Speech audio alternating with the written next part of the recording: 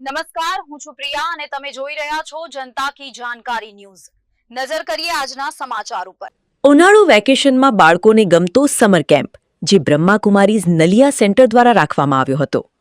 આ 5 દિવસના સમર કેમ્પમાં બાળકોએ ખૂબ આનંદ લીધો, જ્યાં બાળકોને સારા સંસ્કારો વિશે, સારા ગુણો વિશે અલગ અલગ કહાનીઓ દ્વારા શીખ આપવામાં આવી। સાથે સાથે માઇન્ડ ગેમ, ફની ગેમ પણ રમાડવામાં આવી હતી। આવી અલગ અલગ એક્ટિવિટી કરાવીને સારી શીખ આપવામાં આવી, જેનાથી બાળકોમાં એકાગ્રતા વધે, સકારાત્મક વિચારો કરી શકે અને આત્મવિશ્વાસ વધે।